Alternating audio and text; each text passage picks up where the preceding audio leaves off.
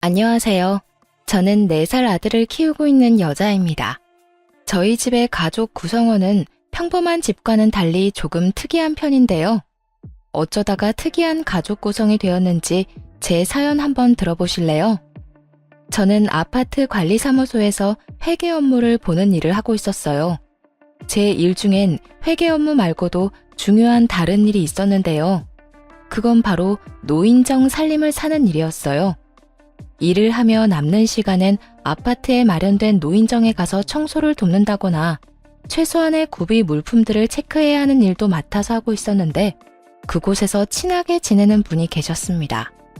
그분과 가깝게 지내다 보니 이런저런 이야기를 나누게 되었고 어느 날은 저에게 이런 말씀을 하시더라고요. 아가씨, 내가 아가씨가 아주 마음에 들어서 그러는데 지금 만나는 사람 없으면 내 아들 한번 만나볼래? 네? 아들 분이요? 그래, 우리 아들. 내가 아가씨가 너무 마음에 들어서 그래. 아무리 생각해도 남한테 주기엔 너무 아까워서 그러니까 한번 만나나 봐. 한번 만나보고 영 아니다 싶으면 다신 보지 않아도 되니까. 당시 남자친구가 없었던 저는 그냥 한번 만나나 보자 하는 마음에 남편을 만나게 되었어요. 그렇게 만난 남편은 생각보다 괜찮았고 시모의 응원을 받으며 연애를 시작하게 되었죠. 연애 시절의 남편은 배려심이 깊은 사람으로 보였고 생활력도 강해 보이더라고요. 무엇보다 나를 많이 사랑해주는 모습에 결국 결혼까지 하게 되었습니다. 남편을 만나게 해준 사람이 다름 아닌 시모였던 터라 시모는 저에게 정말 잘해주셨어요. 엄마, 무언가 크게 착각하고 있나 본데 친딸은 나라고 나. 언니가 아니고 나라고요. 아유 정말 누가 친딸인 줄 모르겠다니까. 신우이가 이런 말을 할 정도니 말 다 한 거 아닐까요? 이렇듯 많은 사랑을 받는 만큼 저 역시 시모를 잘 모시며 지냈어요. 시모와 제 사이가 좋다고 신우이가 질투한 것도 아니었어요. 신우이 역시 앞에선 그렇게 말했지만 뒤에선 저에게 엄마에게 잘해주어 고맙다고 늘 말해주는 다정한 시누이였으니까요. 결혼을 하고 난 후에도 계속 일을 하고 있었기에 시모와 전 더욱 자주 긴 시간을 함께 보내곤 했습니다. 그래서 그런지 서로 간의 정이 더 깊어졌고요. 그러던 어느 날 남편이 갑작스럽게 회사를 그만뒀다며 저에게 사업 이야기를 꺼내기 시작하더군요. 여보, 사실 나 저번 주에 회사 그만뒀어. 뭐? 당신 오늘도 출근한다고 나갔었잖아. 출근도 안 하는 사람이 나가서 뭘 한 거야? 아니, 애초에 왜 상의 한마디도 없이 그런 큰 결정을 내린 거야? 그게 나 사실 사업하고 싶어. 언제까지 월급쟁이 할 수도 없는 노릇이고. 언젠가는 우리 아기도 낳아야 할 거고 그때 되면 돈도 더 많이 들 건데 그런 날이 오기 전에 얼른 시작해서 자리 잡고 싶어. 처음엔 많이 당황스러웠어요. 잘 다니던 회사를 상의 한마디도 없이 그만뒀다고 하니 화가 나기도 했고요. 하지만 화가 난다고 화를 내봤자 복직이 되는 것도 아니었기에 저는 최대한 마음을 가라앉히며 남편에게 물었고 남편은 앞으로의 계획을 저에게 털어놓더군요. 저로선 도저히 생각하지도 못한 일이었지만 이왕 저지른 일 되돌릴 수 없으니 이렇게 된 이상 마음이라도 편하게 시작하게 해주자 싶었어요. 대박이 나면 더없이 좋겠지만 그렇지 않다고 해도 좋은 경험을 얻는다고 생각하기로 한 것이었죠. 무슨 말인 줄 알겠어. 그런데 여보, 사업을 한다고 무조건 성공하는 것도 아니고 그러다 혹시나 아니다. 이미 그만뒀는데 어쩌겠어. 이왕 하는 거 열심히 해봐. 고마워. 미리 상의 못한 건 미안해. 나도 많이 고민하다가 이때가 아니면 도저히 안 되겠다는 생각이 들어서 당신이랑 신랑이 하면서 시간 쏟고 싶지 않았어. 다음부턴 꼭 상의할게. 정말 미안해. 알겠어. 다음부턴 꼭 그런 일은 상의해. 사실은 혹시나 망하면 어쩌려고 그래? 라는 말을 하고 싶었어요. 하지만 이미 회사는 그만뒀고 남편은 사업을 하겠다는 굳건한 의지를 내비치는 상황에 굳이 그런 불길한 말을 하고 싶지 않더라고요. 한편으론 남편의 심정이 이해가 되지 않는 것도 아니었고요. 상의를 해줬더라면 좋았을 테지만 이왕 벌어진 일, 큰 일을 하려는 사람에게 괜한 잔소리도 하고 싶지 않았어요. 그래서 전 남편을 응원해주겠다고 했고, 그렇게 남편의 사업 준비는 시작되었어요. 남편의 사업은 제가 전혀 도움을 줄 수 없는 분야라 그저 전 일을 하며 살림을 잘 꾸려나가는 일을 열심히 하는 수밖에 없었죠. 잦은 출장과 잦은 술자리에 신혼을 즐길 새도 없었지만 다른 건 몰라도 주말만은 꼭 저와 시간을 보내주던 남편의 노력에 단 한 번의 말다툼도 없이 그 힘든 시기를 보냈던 것 같습니다. 가장 힘든 건 당연히 돈이었어요. 아무래도 남편의 벌이가 전혀 없이 지내는 기간이 길어지다 보니 제 벌이로 감당할 수 있는 선을 훌쩍 넘어 생활이 힘들어지더라고요. 그렇다고 친정에 말할 수도 없는 노릇이고 시댁에도 말할 수 없는 노릇이었죠. 어떻게 해야 하나 고민만 하는데 이런 사실을 다 알아챈 시모가 생활비를 붙여주시는 게 아니겠어요? 어머님, 방금 돈이 들어왔는데 웬 돈이에요? 그거 너희 생활비에 보태 쓰라고 조금 보냈어. 돈 들어가는 데는 한두 군데가 아닐 텐데 혼자 번 돈으로 감당하려고 하니 요즘 많이 힘들지? 한동안은 내가 조금씩 도움을 줄 테니 그걸로 조금만 더 버텨보거라. 언젠가는 이 힘든 순간도 다 지나가지 않겠어? 혹시나 부족하면 말하고. 사실 조금 힘들었는데 감사해요, 어머님. 정말 감사합니다. 생각 같아선 괜찮다고 하며 돌려드리고 싶었지만 상황이 힘들다 보니 그 말이 차마 나오지 않더라고요. 그래서 전 살림이 괜찮아질 때까진 감사한 마음으로 시모의 도움을 받기로 했습니다. 그렇게 생활비가 해결됐다 싶었더니 더 큰 일이 저를 기다리고 있더군요. 그건 다름 아닌 남편의 사업 자금이 부족하다는 것이었어요. 남편의 사업은 오픈을 앞두고 큰 돈이 필요한 상황이 생겨버린 것이었죠. 어떻게 해야 할지 모르겠어. 예상치 못한 큰 지출이라 준비한 돈도 없는데. 그렇다고 지금 와서 포기하기엔 너무 아까워. 어떻게 방법이 없을까? 그러게, 일단 생각을 좀 해보자. 둘이 함께 머리 맞대면 어떻게든 해결될 거야. 말은 이렇게 했지만 도저히 해결책이 보이지 않더라고요. 결국 전 집을 처분해 새를 얻어가는 쪽으로 마음을 굳히고 있었고, 남편은 시모에게까지 고민을 털어놓은 것인지 시모에게서 연락이 오더군요. 아가, 이야기 다 들었다. 그래서 어떻게 할 생각이니? 그게 뭐든 다 여의치 않네요. 이미 집 마련할 때 받은 대출이 있어서 집 담보대출을 해도 부족하고 그냥 집을 팔고 더 작은 데로 새 얻어서 가야 하나 싶기도 해요. 월세로 간단 말이니? 네, 아무래도 그렇게라도 해야 할 것 같아요. 이제 와서 사업을 그만두라고 하기엔 지금까지의 시간이랑 돈이 아깝기도 하고 무엇보다 그이가 너무 하고 싶어 해요. 잠도 제대로 안 자고 일만 하고 자신감도 넘쳐 보이고요. 행여나 잘 안 되더라도 다시 시작하면 되는 거니까 이번엔 할 수 있는 데까진 도와주고 싶어서요. 제 말을 들은 시모는 생각에 잠긴 듯 뜸을 들인다 싶으시더니 이내 조심스럽게 말을 꺼내기 시작했어요. 아가, 내가 지금부터 어떤 말을 할 건데 네가 싫으면 싫다고 솔직하게 말해다오. 무슨 말씀을 하시려고 이러세요? 편하게 말씀해 보세요. 그게 다른 집에 새들어 살 바엔 우리 집으로 들어오는 건 어떠냐?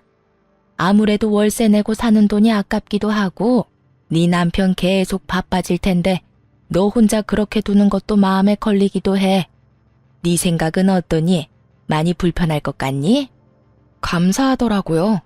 그렇지 않아도 월세를 내는 것이 아깝기도 한 상황이었는데 먼저 나서 집으로 들어오라고 해주시니 참 감사하면서도 죄송했어요. 시모의 말에 저는 재빠르게 감사의 마음을 전하며 그렇게 하겠다고 했습니다. 아니요, 저는 너무 좋아요. 어머님, 너무 감사해요. 저희가 들어가면 불편한 점이 한둘이 아닐 텐데 괜찮으실까요? 그럼 괜찮고 말고. 그리고 감사는 무슨. 다른 것도 아니고 내 아들놈 사업한다고 집까지 팔 상황인데 이 정도는 당연히 해야지. 생각 같아선 돈으로 도와주고 싶다만 나도 지금은 다 묶여 있어서 그럴 여유는 없구나. 그리고 네가 불편할까봐 걱정인 게지. 난 너랑 사는 거 불편하지 않아. 오히려 좋은걸? 그러니까 내 걱정은 말고 너만 괜찮다면 함께 살자꾸나. 그리하여 저흰 집을 처분하고 시댁으로 들어가게 되었고 시모 역시 가지고 있던 자금 조금을 남편에게 주게 되었죠. 자금이 해결되고 나니 남편은 더욱 바빠지기 시작했고 저는 시모와 더 많은 시간을 보내며 더욱 두터운 정을 쌓아가고 있었어요. 그렇게 3년이란 시간이 지났고 그 사이 남편의 사업은 자리를 잡게 되었습니다. 사업이 안정되니 그만큼 벌이도 좋아졌고 생활비를 넉넉하게 주니 여유로운 생활이 가능해졌죠. 그런 상황에서도 분가는 생각하지도 않았었는데 그 이유는 무엇보다 시모와 지내는 시간이 너무 좋았기 때문이었어요. 평일엔 바쁜 남편을 대신해 시모와 데이트를 하기도 했고 주말엔 세 사람이 외식을 하는 그 시간이 너무 행복하더라고요. 그래서 전 분가는 생각지도 않고 지내게 되었고 행복하게 지내던 어느 날 임신 사실을 알게 되었습니다. 어머님, 저 임신했어요. 오늘 병원 다녀왔는데 6주 됐다고 하더라고요. 뭐? 그게 사실이야? 고생했다, 고생했어. 그래서 요즘 계속 피곤해 보였나 보다. 그런데 혼자 병원에 다녀온 게야? 같이 가자고 했어야지. 왜 혼자 간 거야? 혹시나 아니라고 하면 어머님 너무 실망하실까 봐요. 이럴 줄 알았으면 같이 갈 것 그랬나 봐요. 심장 소리 듣는데 남편보다 어머님 생각이 더 많이 나는 거 있죠? 어머, 심장 소리도 들었니? 다음엔 나도 꼭 데리고 가주렴. 아범은 알아? 네, 오는 길에 통화했어요. 오늘 일찍 들어온대요. 그래, 아주 축하할 일이야. 다시 한번 고생했어, 우리 며느리. 제 임신 소식에 저보다 더 기뻐하는 시모를 보며 제가 다른 건 몰라도 정말 시집 하나는 잘 왔구나 하는 생각마저 들더라고요. 그렇게 저는 더욱 단란한 시간들을 보내게 되었어요. 하지만 어느 가정이나 조금씩의 문제는 다 있듯이 저희 가정에도 조금의 문제는 있었습니다. 그건 다름 아닌 남편이었는데요. 사업이 잘 풀려 여유로운 금전적인 생활과는 달리 남편은 계속 바빴고 그나마 주말엔 무조건 가족과 시간을 보내주던 남편은 어느 순간부터 그 시간마저도 가정에 양보하지 않더라고요. 사업이 잘 되면 잘 될수록 남편은 주말조차도 일을 한다며 집을 비우는 일이 허다했으니까요. 전 그때까지도 남편이 허튼 짓을 한다고 생각은 전혀 하지 못한 상태였어요. 심지어 제가 임신까지 했으니 그런 쪽으론 전혀 생각지도 못하고 그저 남편을 믿고 아기를 잘 지키는 일에 온 신경을 쏟고 있던 때였어요. 지금 생각하면 제가 참 안일하다 싶기는 한데 그땐 전 미련스럽게도 남편은 믿어 의심치 않았죠. 하지만 이런 저와는 달리 시모는 외박이 잦아지는 남편이 신경 쓰였는지 어느 날은 남편을 불러앉혀 이런 말을 하기 시작하더라고요. 아범, 너 요즘에 왜 이렇게 외박이 잦아? 일이 그렇게 바쁜 게야? 그저 평범한 물음이었지만 시모의 눈빛과 목소리의 톤은 전혀 그렇지 않았습니다. 그게 뭐든 다 꿰뚫고 있다는 눈빛과 꽤 화가 났지만 애써 담담하게 누르고 있는 목소리에 저마저도 압도될 것만 같더군요. 네, 어머니. 일이 안정되긴 했는데 유지하려니까 더 바빠지는 것 같아요. 직원한테 맡기는 것도 한계가 있고 무엇보다 제가 다 확인해야 마음이 편하기도 하고요. 남편은 재빨리 자신의 입장을 설명하며 이때껏 가정의 소홀한 이유를 설명했지만 그것으로 시모의 언짢음은 풀릴 기미가 보이지 않았어요. 아무리 그렇다고 한들 잠은 집에 와서 자거라. 몸 상하는 것도 걱정이지만 네 아내 생각도 걱정이야. 신혼 때부터 지금까지 사업한다는 이유로 가정에 너무 소홀하지 않니? 돈 잘 벌어다 주는 게 다가 아니다. 집에서 가족들하고 시간을 보내야 할 것 아니니? 내가 혜정이랑 결혼한 것도 아니고 남편이랑 보내는 시간보다 시험이랑 보내는 시간이 더 많다는 게 말이 된다고 생각해? 죄송해요. 앞으로 집에 신경 더 쓸게요. 시모의 조용한 핀잔에 남편도 조금은 반성하는 듯 했지만 시모는 그런 남편을 한 번 더 밀어붙이더군요. 나한테 죄송할 게 아니라 네 집사람한테나 미안하게 생각해. 네 일이 누구 덕에 잘 되는지 늘 생각하고 네 집사람한테 고마워하란 말이다. 이제 애도 태어날 건데 어느 정도 자리 잡았으면 욕심 그만 부리고 일보단 가정에 좀 신경 쓰고. 네, 어머니. 여보, 미안해. 앞으로 내가 집에 신경 좀 더 쓸게. 저도 내심 섭섭했던 터라 시모의 이런 조언과 핀잔이 얼마나 고마웠는지 모릅니다. 한 차례 작은 폭풍이 지나고 난 후 남편은 다시 가정에 신경 쓰며 노력했어요. 외박을 하긴 했지만 될 수 있으면 집에서 자려고 노력하더군요. 그렇게 시간은 흘러 출산을 앞둔 어느 날, 남편은 한동안 가지 않던 지방으로 출장을 가게 되었고, 전 집에서 시모와 함께 시간을 보내고 있었습니다. 그런데 갑자기 배가 아파지더니 양수가 터져버렸어요. 시모와 전 급하게 병원에 가게 되었고 7시간의 산통을 맛보고 세상에서 가장 귀한 아들을 품에 안게 되었습니다. 지방에서 오기에 충분한 시간인데도 불구하고 출산을 하고 병실로 옮겨져 어느 정도 정신을 차릴 때까지도 남편은 오지 않더라고요. 어머님, 아직 안 왔어요? 응, 이 녀석 전화도 받지 않는구나. 이 녀석을 그냥 금방 온다고 한 지가 언젠데 아직까지 소식도 없는 게야. 오기만 해. 내가 이 녀석 가만두지 않을 거니까. 어머님, 진정하세요. 오고 있는 중이겠죠. 운전 중이라 전화 못 받는 걸 거예요.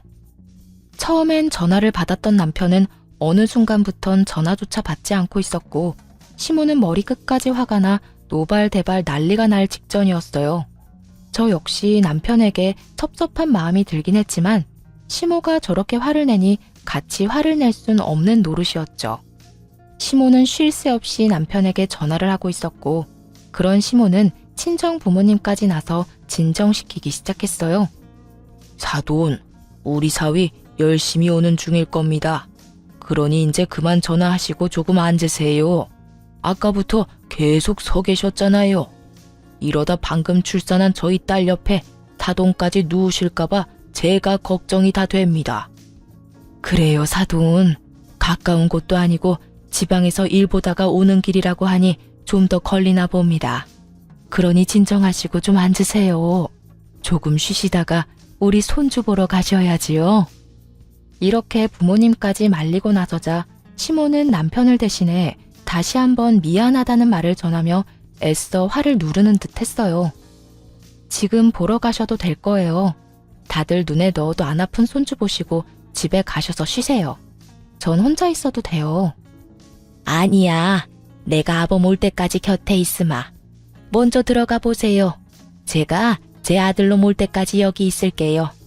아무래도 그래야 제 마음이 편할 것 같습니다. 시모의 말에 친정 부모님은 내일 다시 오겠다고 하며 돌아가셨고 시모는 그런 부모님을 배웅하고 오겠다며 병실을 나섰어요. 그때까지만 해도 남편이 금방 올 줄 알았기에 마음 편하신 대로 하라고 했던 것인데 금방 오겠다고 하던 남편은 아무리 기다려도 오지 않았고 날을 넘긴 새벽녘에서야 모습을 드러내더군요. 조용히 그리고 조심스럽게 문을 열고 들어오던 남편을 본 시모는 그 자리에서 벼락 같은 호통을 치며 화를 내기 시작했어요. 너 이 녀석! 금방 온다는 녀석이 이제서야 와? 네가 그러고도 남편인 게야. 다른 날도 아니고 네 마누라가 네 새끼 낳느라 생사가 오가는 순간에 넌 뭐하다 이제야 온 게야? 전화는 왜 안 받고? 그딴 식으로 전화 다 무시할 거면 전화기는 왜 들고 다니는 게야? 시모의 호통에 남편은 고개를 푹 숙이더니 변명을 해대기 시작하더군요. 그게 전화 받고 급하게 오는 길에 졸음운전을 했어요. 그동안 피로가 쌓이긴 했는지 마음은 급해 죽겠는데 그 와중에 살짝 존 모양이더라고요. 전 그냥 눈만 감았다 떴는데 앞에 화물차가 서 있는 걸 보고 이대로는 안 되겠다 싶어서 쉼터에서 잠시 눈만 붙이고 출발한다는 게 이렇게 늦었어요. 죄송해요. 미안해 여보. 내가 참 너무 미안하다. 그간 남편이 얼마나 치열하게 살아왔는지 누구보다 더 잘 알던 터라 시모와 저는 그런 남편에게 더는 아무 말도 할 수가 없더라고요. 화가 나지도 않았고요. 물론 섭섭한 마음이야 있었지만 이렇게 무사히 온 것만 해도 다행이라고 생각하며 앞으론 태어난 아들과 함께 더 큰 행복이 가득한 날이 기다리고 있을 거라 믿어 의심치 않았습니다.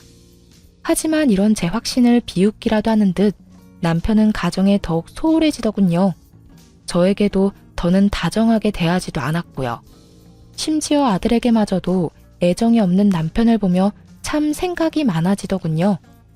그렇게 생각은 많아지고 남편에 대해 다시 생각해보게 되던 어느 날, 일은 터지고야 말았습니다.